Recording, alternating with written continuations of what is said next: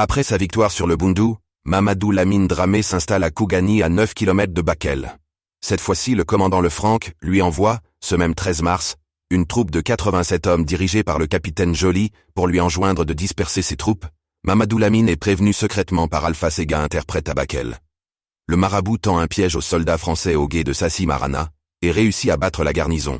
10 morts côté français dont 2 officiers et 36 blessés, et 150 morts côté marabout selon le rapport français. Un canon est abandonné sur le champ de bataille.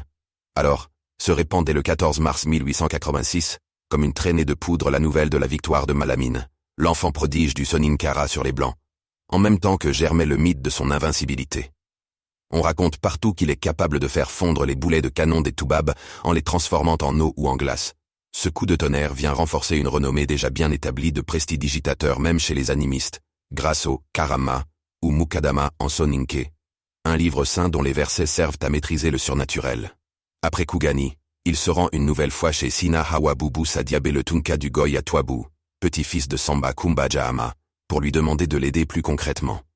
Ce dernier jusque-là sceptique accepte après la victoire de Kougani, qui a grisé le marabout et enflammé la jeunesse de tout le Soninkara. Les jeunes loups de Touabou ne sont pas en reste. Ils demandent à leur Tunka de céder aux sollicitations pressantes du marabout et de lui donner une armée, mais en guise de réponse le vieux sage leur lança « Si une pintade doit mourir dans une battue, elle n'entendra pas le son des tam-tams de cette battue. La légende prétend que Sina Hawa est mi-homme, mi-djinn. » Un clairvoyant dont la vision transperce le temps. Par ce refus initial, les Français lui épargneront la vie, bien qu'il ait fini par se laisser convaincre par sa jeunesse en ralliant le marabout.